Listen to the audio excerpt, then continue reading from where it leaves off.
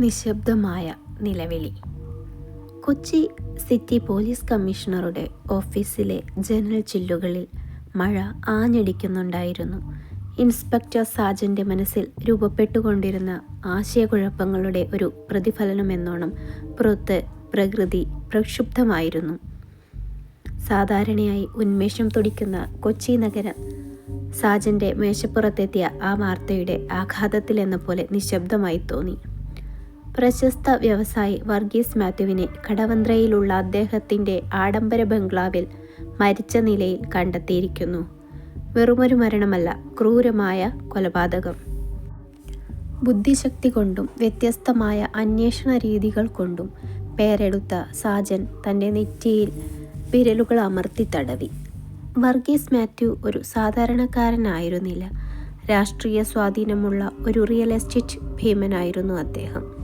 അദ്ദേഹത്തിൻ്റെ മരണം കേരളത്തിലുടനീളം വലിയ പ്രത്യാഘാതങ്ങൾ ഉണ്ടാക്കുമെന്ന് ഉറപ്പാണ്. ഗ്ലാസും കോൺക്രീറ്റും കൊണ്ട് നിർമ്മിച്ച ആ വലിയ ബംഗ്ലാവ് ഇപ്പോൾ ഭയാനകമായ ഒരു കുറ്റകൃത്യത്തിൻ്റെ മൂകസാക്ഷിയായി നിൽക്കുന്നു. മഴ നനഞ്ഞ റോഡിലൂടെ കുറ്റകൃത്യം നടന്ന സ്ഥലത്തേക്ക് ജീപ്പ് ഓടിച്ചു പോകുമ്പോൾ സാജൻ്റെ ചിന്തകൾ കാടുകയറി. പ്രാഥമിക റിപ്പോർട്ട് പ്രകാരം വീടിൻ്റെ വാതിലുകളോ ജനലുകളോ തകർത്തിട്ടില്ല. ഒന്നുകിൽ വർഗീസിന് അടുത്തറിയാവുന്ന ആരെങ്കിലും, അല്ലെങ്കിൽ വളരെ പ്രൊഫഷണലായ ഒരു കൊലയാളി. ഇതായിരുന്നു സാജൻ്റെ നിഗമനം.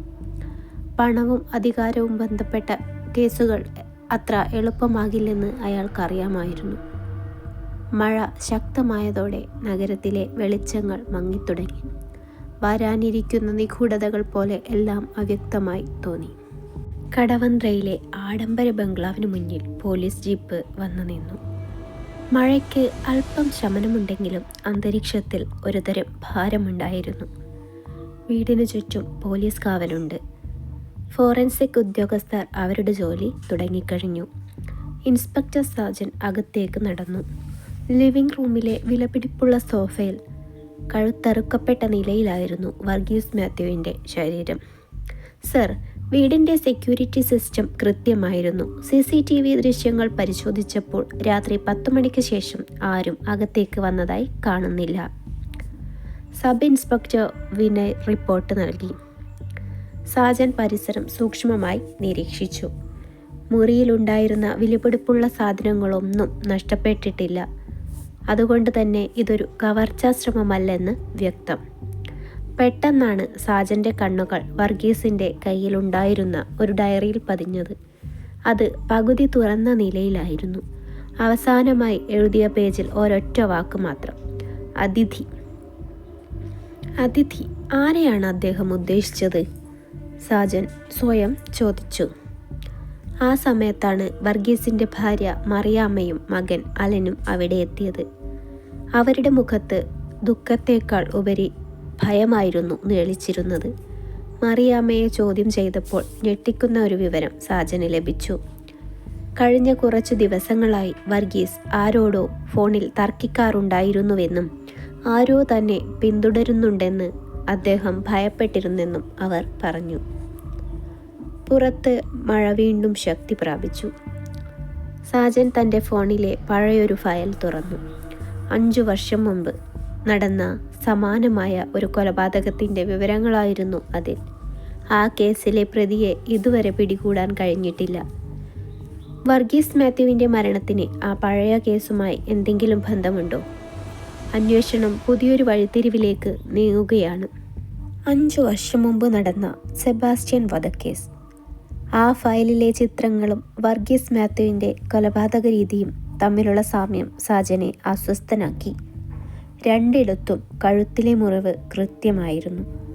ഒരു പ്രൊഫഷണൽ സർജൻ്റെ കൈവേഗം പോലെ. സെബാസ്റ്റ്യനും ഒരു റിയൽ എസ്റ്റേറ്റ് ബിസിനസ്സുകാരനായിരുന്നു. വിനയ്, 5 വർഷം മുമ്പ് സെബാസ്റ്റ്യൻ കൊല്ലപ്പെട്ട അന്ന് രാത്രി ഡ്യൂട്ടിയിലുണ്ടായിരുന്ന കോൺസ്റ്റബിൾമാരെ എനിക്കുടനെ കാണണം. സാജൻ ഉത്തരവിട്ടു. അന്ന് രാത്രി തന്നെ സാജൻ വർഗീസ് മാത്യുവിൻ്റെ ഫോൺ രേഖകൾ പരിശോധിച്ചു. മരണത്തിന് തൊട്ടു മുമ്പുള്ള ദിവസങ്ങളിൽ ഒരു വിദേശ നമ്പറിൽ നിന്ന് അദ്ദേഹത്തിന് നിരന്തരം കോളുകൾ വന്നിരുന്നു. ആ നമ്പർ ട്രാക്ക് ചെയ്തപ്പോൾ അത് ദുബായിൽ നിന്നുള്ളതാണെന്ന് മനസ്സിലായി. എന്നാൽ അതിലും വിചിത്രമായ കാര്യം മറ്റൊന്നായിരുന്നു. ആ നമ്പറിൻ്റെ ഉടമസ്ഥാവകാശം റോസ് ഇൻ്റർനാഷണൽ എന്ന കമ്പനിയുടെ പേരിലായിരുന്നു. ഈ കമ്പനിയുടെ മുൻ ഡയറക്ടർമാരിൽ ഒരാൾ കൊല്ലപ്പെട്ട സെബാസ്റ്റ്യൻ ആയിരുന്നു. പിറ്റേന്ന് രാവിലെ സാജൻ വർഗീസിൻ്റെ മകൻ അലനെ സ്റ്റേഷനിലേക്ക് വിളിപ്പിച്ചു. അലൻ്റെ പെരുമാറ്റത്തിൽ എന്തോ പന്തികേട് സാജൻ ശ്രദ്ധിച്ചു. അലൻ, നിന്റെ പിതാവിന് റോസ് ഇൻ്റർനാഷണൽ എന്ന കമ്പനിയുമായി എന്തെങ്കിലും ഇടപാടുകൾ ഉണ്ടായിരുന്നോ? സാജൻ കടുപ്പത്തിൽ ചോദിച്ചു. അലൻ ഒന്ന് പതറി. എനിക്കറിയില്ല സർ. പപ്പ ബിസിനസ് കാര്യങ്ങൾ വീട്ടിൽ പറയാറില്ലായിരുന്നു. പക്ഷേ നിന്റെ ബാങ്ക് അക്കൗണ്ടിലേക്ക് കഴിഞ്ഞ മാസം ആ കമ്പനിയിൽ നിന്ന് വലിയൊരു തുക വന്നിട്ടുണ്ടല്ലോ. സാജൻ്റെ ചോദ്യത്തിനു മുന്നിൽ അലൻ നിശബ്ദനായി. അവൻ്റെ നെറ്റിയിൽ വിയർപ്പു തുള്ളികൾ പൊടിഞ്ഞു. അതേസമയം ഫോറൻസിക് ലാബിൽ നിന്ന് സാജന് ഒരു കോൾ വന്നു. വർഗീസ് മാത്യുവിൻ്റെ നഖങ്ങൾക്കിടയിൽ നിന്ന് മറ്റൊരു വ്യക്തിയുടെ DNA സാമ്പിൾ ലഭിച്ചിരിക്കുന്നു. അത് ഒരു സ്ത്രീയുടേതാണ്. കൊലയാളി ഒരു സ്ത്രീയാണോ? അതോ കൊലപാതക സമയത്ത് അവിടെ മറ്റൊരു സാന്നിധ്യം കൂടി ഉണ്ടായിരുന്നു? അന്വേഷണം മുറുകുകയാണ്. DNA റിപ്പോർട്ട് സാജനെ വല്ലാതെ കുഴപ്പിച്ചു. വർഗീസ് മാത്യുവിനെ പോലെ ശക്തനായ ഒരാളെ കീഴ്പ്പെടുത്താൻ ഒരു സ്ത്രീക്ക് കഴിയുമോ? അതോ അവൾക്ക് പിന്നിൽ മറ്റാരെങ്കിലുമുണ്ടോ? സർ, അലൻ്റെ അക്കൗണ്ടിലേക്ക് പണം അയച്ച ആ കമ്പനിയുടെ പിന്നാമ്പുറം തിരഞ്ഞപ്പോൾ ഒരു കാര്യം വ്യക്തമായി. വിനയ് ലാപ്ടോപ്പുമായി സാജൻ്റെ അടുത്തേക്ക് വന്നു. റോസ് ഇൻ്റർനാഷണൽ ഇപ്പോൾ ഒരു ഷെൽ കമ്പനിയാണ്. അതിൻ്റെ യഥാർത്ഥ ഉടമ ഒരു മായാ മേനോൻ എന്ന സ്ത്രീയാണ്. അവർ ഒരു മുൻ നഴ്സായിരുന്നു. നഴ്സ് എന്ന വാക്ക് കേട്ടതും സാജൻ്റെ മനസ്സിൽ മിന്നൽ പിണർ പോലെ ഒരു ചിന്ത കടന്നുപോയി. സെബാസ്റ്റ്യൻ വധക്കേസിലും വർഗീസിൻ്റെ കേസിലും കണ്ട ആ കൃത്യമായ മുറിവ് വൈദ്യശാസ്ത്രം പഠിച്ച ഒരാൾക്ക് മാത്രമേ ഇത്രയും കൃത്യമായ ഒരു മനുഷ്യൻ്റെ ശ്വാസനാളം മുറിക്കാൻ കഴിയൂ. സാജൻ ഉടൻ തന്നെ മായാ മേനോൻ്റെ വിലാസം തേടി പുറപ്പെട്ടു. കൊച്ചിയിലെ ഒരു പഴയ ഫ്ലാറ്റിലായിരുന്നു അവർ താമസിച്ചിരുന്നത്. എന്നാൽ അവിടെ എത്തിയ സാജനെ കാത്തിരുന്നത് മറ്റൊരു ഞെട്ടലായിരുന്നു. ആ ഫ്ലാറ്റ് പൂട്ടിയിരിക്കുകയായിരുന്നു. പുറത്ത് കുറേ ദിവസത്തെ പത്രങ്ങൾ കെട്ടിക്കിടക്കുന്നു. അയൽവാസികളോട് ചോദിച്ചപ്പോൾ കിട്ടിയ വിവരം കൂടുതൽ ഭീതിജനകമായിരുന്നു. മായാ മേനോൻ 3 വർഷം മുമ്പ് ഒരു കാർ അപകടത്തിൽ മരിച്ചുപോയത്രേ. മരിച്ചുപോയ ഒരാളുടെ പേരിൽ എങ്ങനെ പണമിടപാടുകൾ നടക്കും? വിനയ് അത്ഭുതപ്പെട്ടു. അന്നേരം സാജൻ്റെ ഫോണിലേക്ക് വർഗീസ് മാത്യുവിൻ്റെ വീട്ടിലെ സെക്യൂരിറ്റി ഗാർഡിൻ്റെ കോൾ വന്നു. സർ, ഇവിടെ ആരോ അതിക്രമിച്ചു കയറിയിട്ടുണ്ട്. വർഗീസ് സാറിൻ്റെ സ്വകാര്യ മുറിയിൽ ആരോ തിരച്ചിൽ നടത്തുന്നു. സാജനും വിനയും ജീപ്പ് തിരിച്ചു. അവർ അവിടെ എത്തുമ്പോൾ മഴ വീണ്ടും കനത്തിരുന്നു. വീടിൻ്റെ മുകളിലത്തെ നിലയിലെ ജനലിലൂടെ ഒരു കറുത്ത രൂപം താഴേക്ക് ചാടുന്നത് അവർ കണ്ടു. സാജൻ ആ രൂപത്തിന് പിന്നാലെ ഓടി. മഴയത്ത് തെന്നി വീഴാൻ ആഞ്ഞെങ്കിലും അയാൾ വിട്ടില്ല. ഇരുളിലേക്ക് മറയുന്നതിനു മുമ്പ് ആ രൂപത്തെ സാജൻ പിടികൂടി. പിടിവലിക്കൊടുവിൽ ആ രൂപത്തിൻ്റെ മുഖംമൂടി മാറ്റിയപ്പോൾ സാജൻ സ്തബ്ധനായിപ്പോയി. അത് വർഗീസ് മാത്യുവിൻ്റെ ഭാര്യ മറിയാമ്മയുടെ അനിയത്തി ശ്രേയ ആയിരുന്നു. മഴയത്ത് വിറച്ചു നിൽക്കുന്ന ശ്രേയയെ സാജൻ ചോദ്യം ചെയ്യാനായി സ്റ്റേഷനിലേക്ക് കൊണ്ടുപോയി. മറിയാമ്മയുടെ അനിയത്തിയായ ശ്രേയ ഇത്രയും കാലം വിദേശത്ത് ആണെന്നാണ് എല്ലാവരും കരുതിയിരുന്നത്. അവൾ എന്തിനാണ് ഒളിച്ച് വർഗീസിൻ്റെ മുറിയിൽ കയറിയത്? ശ്രേയ, സത്യം പറഞ്ഞാൽ നിനക്ക് നല്ലത്. വർഗീസ് മാത്യുവിൻ്റെ കൊലപാതകത്തിൽ നിനക്ക് പങ്കുണ്ടോ? സാജൻ്റെ ശബ്ദത്തിൽ ഗൗരവം നിറഞ്ഞു. ശ്രേയയുടെ കണ്ണുകൾ നിറഞ്ഞു. ഞാൻ അദ്ദേഹത്തെ കൊന്നിട്ടില്ല സർ. പക്ഷേ അദ്ദേഹം മരിക്കണമെന്ന് ഞാൻ ആഗ്രഹിച്ചിരുന്നു. അയാൾ ഒരു കൊലയാളിയാണ്. സാജൻ പുരികം ചൊളിച്ചു. എന്താണ് നീ ഉദ്ദേശിക്കുന്നത്? ശ്രേയ ഒരു പഴയ ഫോട്ടോ പുറത്തെടുത്തു. അതിൽ മായാ മേനോനും ശ്രേയയും കെട്ടിപ്പിടിച്ച് നിൽക്കുന്നു. മായ എൻ്റെ സുഹൃത്തായിരുന്നു. 3 വർഷം മുൻപ് നടന്ന ആ അപകടം അത് അപകടമരണമായിരുന്നില്ല. അതൊരു കൊലപാതകമായിരുന്നു. സെബാസ്റ്റ്യൻ കൊല്ലപ്പെട്ട അന്ന് രാത്രി വർഗീസ് മാത്യുവും ആ വീട്ടിൽ ഉണ്ടായിരുന്നുവെന്ന് മായയ്ക്ക് അറിയാമായിരുന്നു.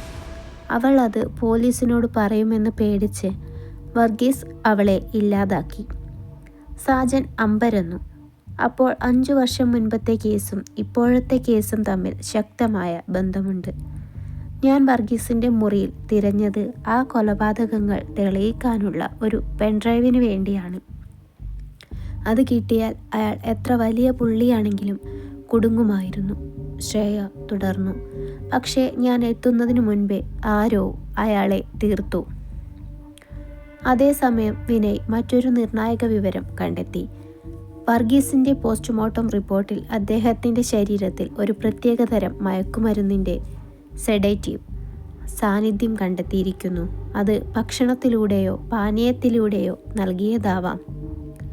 വിനയ്, ആ രാത്രി വർഗീസിന് കാപ്പി കൊടുത്തത് ആരാണെന്ന് പരിശോധിക്കൂ, സാജൻ പറഞ്ഞു. അന്വേഷണം വീണ്ടും വീട്ടിനുള്ളിലേക്ക് തിരിയുകയാണ്. വർഗീസിൻ്റെ വിശ്വസ്തനായ വേലക്കാരൻ രാഘവൻ അന്ന് രാത്രി മുതൽ അപ്രത്യക്ഷനാണ്. രാഘവനെ തിരഞ്ഞുപോയ പോലീസ് സംഘത്തിന് നഗരത്തിൻ്റെ അതിർത്തിയിലുള്ള ഒരു കാട്ടിൽ നിന്ന് ഒരു ഫോൺ കോൾ ലഭിച്ചു. രാഘവൻ അവിടെയുണ്ട്, പക്ഷേ സംസാരിക്കാൻ കഴിയുന്ന അവസ്ഥയിലല്ല. നഗരത്തിൻ്റെ അതിർത്തിയിലുള്ള വിജനമായ ഒരു റബ്ബർ തോട്ടത്തിൽ നിന്നാണ് രാഘവനെ കണ്ടെത്തിയത്. അയാൾ അവശനായിരുന്നു, ശരീരമാസകലം പരിക്കേറ്റിരുന്നു. ഉടൻ തന്നെ അയാളെ ആശുപത്രിയിലെത്തിച്ചു. ബോധം വീണപ്പോൾ ഭയത്താൽ അയാളുടെ കണ്ണുകൾ ഉരുളുന്നുണ്ടായിരുന്നു. രാഘവൻ, പേടിക്കേണ്ട, നിങ്ങൾ സുരക്ഷിതനാണ്. അന്ന് രാത്രി എന്താണ് സംഭവിച്ചതെന്ന് വ്യക്തമായി പറയൂ, സാജൻ ആശ്വസിപ്പിച്ചു. രാഘവൻ വിക്കി അന്ന് നടന്ന കാര്യങ്ങൾ പറഞ്ഞു തുടങ്ങി. സർ, അന്ന് രാത്രി വർഗീസ് സർ വളരെ അസ്വസ്ഥനായിരുന്നു. ആരോ വരാനുണ്ടെന്ന് പറഞ്ഞ് അദ്ദേഹം കാത്തിരിക്കുകയായിരുന്നു. പതിവ് പോലെ ഞാൻ അദ്ദേഹത്തിന് കാപ്പി കൊടുത്തു. പക്ഷേ അത് കുടിച്ച ഉടനെ അദ്ദേഹം മയങ്ങിപ്പോയി. ഞാൻ അത്ഭുതപ്പെട്ടു നിൽക്കുമ്പോൾ ഒരാൾ പിൻവാതിലിലൂടെ അകത്തേക്ക് വന്നു. ആരായിരുന്നു അത്? മുഖം കണ്ടോ? സാജൻ ആകാംക്ഷയോടെ ചോദിച്ചു. മുഖം മറച്ചിരുന്നു സർ, പക്ഷേ ആ വന്ന ആൾ ഇട്ട മോതിരം ഞാൻ ശ്രദ്ധിച്ചു. പാമ്പിൻ്റെ ആകൃതിയുള്ള ഒരു സ്വർണ്ണ മോതിരം. അയാൾ എന്നെ കണ്ടതും ആക്രമിച്ച് ബോധം കെടുത്തി. പിന്നീട് ഞാൻ ഉണരുന്നത് ഈ കാട്ടിലാണ്. പാമ്പിൻ്റെ ആകൃതിയിലുള്ള മോതിരം. സാജൻ്റെ ഓർമ്മയിൽ ഒരു ചിത്രം തെളിഞ്ഞു വന്നു. വർഗീസ് മാത്യുവിൻ്റെ ബിസിനസ് പങ്കാളിയായ അഡ്വക്കേറ്റ് പോൾ സെബാസ്റ്റ്യൻ്റെ കയ്യിൽ അത്തരമൊരു മോതിരം താൻ കണ്ടിട്ടുണ്ട്. പോൾ കൊല്ലപ്പെട്ട സെബാസ്റ്റ്യൻ്റെ അനുജൻ കൂടിയാണ്. സാജൻ ഉടൻ തന്നെ പോളിൻ്റെ ഓഫീസിലേക്ക് തിരിച്ചു. എന്നാൽ അവിടെ പോൾ ഉണ്ടായിരുന്നില്ല. അയാളുടെ ഫോൺ സ്വിച്ച് ഓഫ് ആണ്. പോളിൻ്റെ സഹായിയെ ചോദ്യം ചെയ്തപ്പോൾ മറ്റൊരു ഞെട്ടിക്കുന്ന വിവരം കൂടി ലഭിച്ചു. പോളിന് വർഗീസ് മാത്യുവിൻ്റെ ബിസിനസ്സിൽ വലിയ കടബാധ്യതകൾ ഉണ്ടായിരുന്നു. സർ, മറ്റൊരു കാര്യം കൂടി, വിനയ് ഓടി വന്ന് പറഞ്ഞു. മായാമേനോൻ്റെ DNA സാമ്പിൾ വർഗീസിൻ്റെ നഖങ്ങൾക്കിടയിൽ കണ്ടതിനെക്കുറിച്ച് നമ്മൾ ചിന്തിച്ചിരുന്നല്ലോ. മായയുടെ ഒരു മകളുണ്ട്, അഞ്ജലി. അവൾ 5 വർഷം മുൻപ് നാടുവിട്ടു പോയതാണ്. അവൾ ഒരു മികച്ച സർജനാണെന്നാണ് ഇപ്പോൾ മനസ്സിലാക്കാൻ കഴിഞ്ഞിട്ടുള്ളത്. അപ്പോൾ കൊലയാളി പോളാണോ, അതോ പ്രതികാരത്തിനായി വന്ന അഞ്ജലിയാണോ, അതോ ഇവർ രണ്ടുപേരും ചേർന്ന് നടത്തിയ നാടകമാണോ?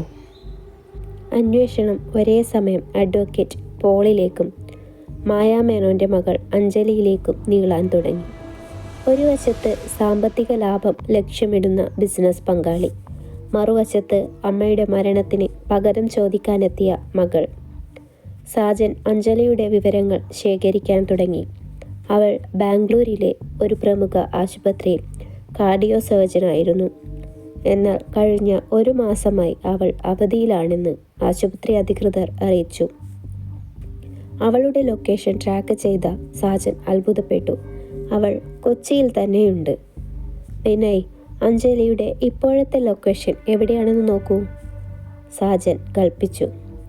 സർ, അവൾ ഫോർട്ട് കൊച്ചിയിലെ ഒരു പഴയ ഹോം സ്റ്റേയിലാണ് ഉള്ളത്, വിനയ് മറുപടി നൽകി. സാജനും സംഘവും ഉടൻ തന്നെ അവിടേക്ക് തിരിച്ചു. അവർ അവിടെ എത്തുമ്പോൾ അഞ്ജലി ശാന്തമായി കടൽ കണ്ടുകൊണ്ടിരിക്കുകയായിരുന്നു. പോലീസിനെ കണ്ടിട്ടും അവൾ പരിഭ്രമിച്ചില്ല. ഡോക്ടർ അഞ്ജലി, വർഗീസ് മാത്യുവിൻ്റെ കൊലപാതകവുമായി ബന്ധപ്പെട്ട് നിങ്ങളെ ചോദ്യം ചെയ്യേണ്ടതുണ്ട്, സാജൻ പറഞ്ഞു. അഞ്ജലി ഒരു പുഞ്ചിരിയോടെ തിരിഞ്ഞു നോക്കി. എനിക്കറിയാമായിരുന്നു നിങ്ങൾ വരുമെന്ന്. പക്ഷേ നിങ്ങൾ തിരയുന്ന കൊലയാളി ഞാനല്ല. ഞാൻ അവിടെ വന്നത് എൻ്റെ അമ്മയുടെ മരണം ഒരു അപകടമല്ലെന്ന് തെളിയിക്കാനാണ്. വർഗീസ് മാത്യു കൊല്ലപ്പെട്ട അന്ന് രാത്രി ഞാൻ ആ വീട്ടിൽ ഉണ്ടായിരുന്നു എന്നത് സത്യമാണ്. പക്ഷേ ഞാൻ അവിടെ എത്തുമ്പോൾ അയാൾ മരിച്ചു കഴിഞ്ഞിരുന്നു. പിന്നെ എന്തിനാണ് നിങ്ങൾ അവിടെ ഒളിച്ചു നിന്നത്? എന്തിനാണ് അയാളെ ആക്രമിക്കാൻ ശ്രമിച്ചത്? സാജൻ അവളുടെ നഖങ്ങൾക്കിടയിലെ മുറിവിനെ സൂചിപ്പിച്ചു നോക്കി.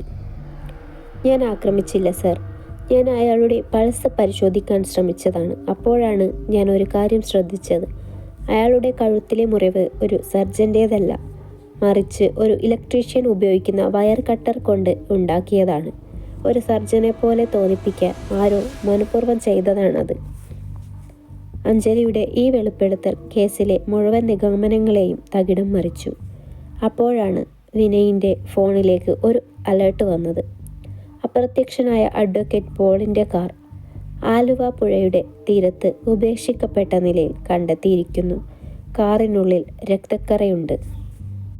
ആലുവ പുഴയുടെ തീരത്ത് ഉപേക്ഷിക്കപ്പെട്ട നിലയിൽ കണ്ടെത്തിയ അഡ്വക്കേറ്റ് പോളിൻ്റെ കാറിനുള്ളിൽ നിന്ന് രക്തം പുരണ്ട ഒരു വയർ കട്ടർ സാജൻ കണ്ടെടുത്തു. അഞ്ജലി പറഞ്ഞത് സത്യമാണെന്ന് തോന്നിപ്പിക്കുന്ന തെളിവ്. എന്നാൽ പോൾ എവിടെ? അയാൾ കൊല്ലപ്പെട്ടോ അതോ ഒളിവിൽ പോയോ? കാറിൻ്റെ ഡാഷ്ബോർഡിൽ നിന്ന് സാജന് ഒരു കത്ത് ലഭിച്ചു. അതിലിങ്ങനെ എഴുതിയിരുന്നു: വർഗീസ്, നീ ചെയ്ത പാപങ്ങൾക്ക് നീ പകരമായി നിന്റെ ജീവൻ നൽകി. ഇനി അടുത്തത് നിന്റെ പ്രിയപ്പെട്ടവരാണ്. ഈ കത്ത് കണ്ടതോടെ സാജൻ്റെ മനസ്സിൽ ഒരു അപകട സൂചന മിന്നി. ഇത് പോൾ എഴുതിയതല്ല, മറിച്ച് പോളിനെ ഭീഷണിപ്പെടുത്താൻ ആരോ എഴുതിയതാണ്. പെട്ടെന്നാണ് സാജൻ ഒരു കാര്യം ഓർത്തത്. വർഗീസ് മാത്യുവിൻ്റെ ബിസിനസ് സാമ്രാജ്യത്തിൻ്റെ അടുത്ത അവകാശി മകൻ അലനാണ്. വിനയ്, അലൻ ഇപ്പോൾ എവിടെയുണ്ട്? സാജൻ ആവേശത്തോടെ ചോദിച്ചു. സർ, അലൻ അയാളുടെ സുഹൃത്തുക്കളോടൊപ്പം ഫോർട്ട് കൊച്ചിയിലെ ഒരു ക്ലബിലുണ്ടെന്നാണ് കിട്ടിയ വിവരം, വിനയ് പറഞ്ഞു. സാജൻ അലൻ്റെ ഫോണിലേക്ക് വിളിച്ചു. പക്ഷേ സ്വിച്ച് ഓഫ് ആയിരുന്നു. അവർ ഉടൻ തന്നെ ക്ലബിലേക്ക് തിരിച്ചു. അവിടെ എത്തിയപ്പോൾ അലൻ കുറച്ച് സമയം മുമ്പ് ഒരാളോടൊപ്പം പുറത്തേക്ക് പോയതായി അറിഞ്ഞു. ആ വ്യക്തിയുടെ അടയാളങ്ങൾ ചോദിച്ചപ്പോൾ കിട്ടിയ മറുപടി സാജനെ ഞെട്ടിച്ചു. അത് മറ്റാരുമല്ല, മരിച്ചു പോയെന്ന് കരുതിയ രാഘവനെ കാട്ടിൽ കൊണ്ടുപോയി ഉപേക്ഷിച്ച അതേ പാമ്പ് മോതിരമിട്ട മനുഷ്യൻ. അന്വേഷണത്തിനിടയിൽ സാജന് മറ്റൊരു രഹസ്യ വിവരം കൂടി ലഭിച്ചു.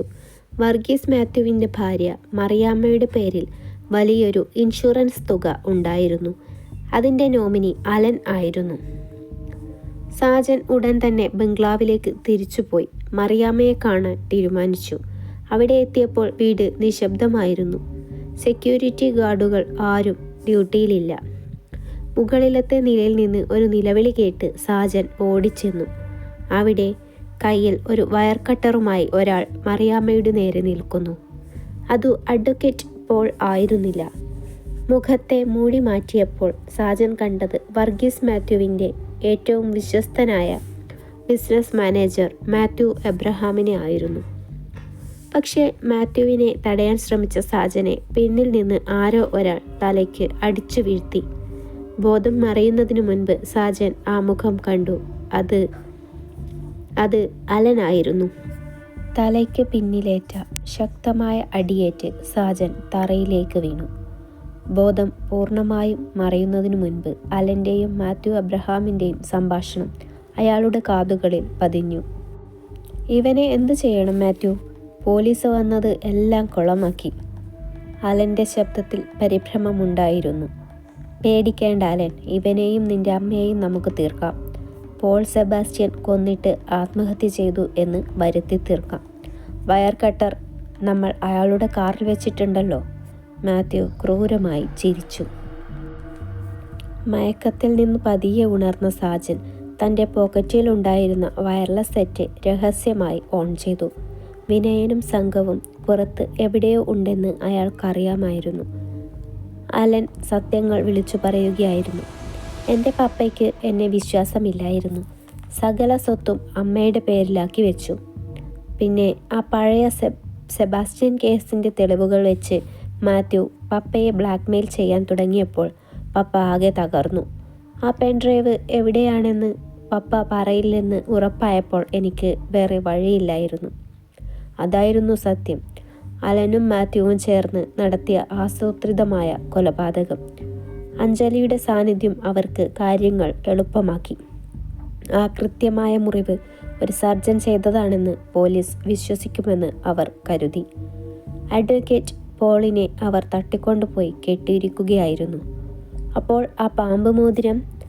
മറിയാമ്മ കരഞ്ഞുകൊണ്ട് ചോദിച്ചു. അത് പോളിൻ്റേതല്ല, ഞാൻ പോളിൻ്റേതുപോലെ ഉണ്ടാക്കിയതാണ്. മാത്യു തൻ്റെ കയ്യിലെ മോതിരം കാണിച്ച് പരിഹസിച്ചു. പെട്ടെന്ന് മാത്യു വയർ കട്ടറുമായി മറിയാമ്മയുടെ അടുത്തേക്ക് നീങ്ങി. സാജൻ തൻ്റെ സർവ്വശക്തിയും സംഭരിച്ച് മാത്യുവിൻ്റെ കാലിൽ ആഞ്ഞു തൊഴിച്ചു. മാത്യു നിലത്തു വീണു. ആ സമയം തന്നെ വിനയനും സംഘവും വാതിൽ തകർത്ത് അകത്തേക്ക് ഇരച്ചു കയറി. അലൻ രക്ഷപ്പെടാൻ ശ്രമിച്ചെങ്കിലും വിനയ് അവനെ കീഴടക്കി.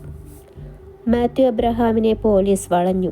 എല്ലാം കഴിഞ്ഞു മാത്യു. നിങ്ങളുടെ സംഭാഷണം മുഴുവൻ റെക്കോർഡ് ചെയ്യപ്പെട്ടിട്ടുണ്ട്, സാജൻ എഴുന്നേറ്റ് നിന്ന് പറഞ്ഞു. പക്ഷേ അലൻ പെട്ടെന്ന് ചിരിക്കാൻ തുടങ്ങി. നിങ്ങൾ വൈകിപ്പോയി ഇൻസ്പെക്ടർ. ആ പെൻ ഡ്രൈവ് അതിപ്പോൾ ഒരു ടൈമർ ബോംബിൻ്റെ അടുത്താണ് ഇരിക്കുന്നത്.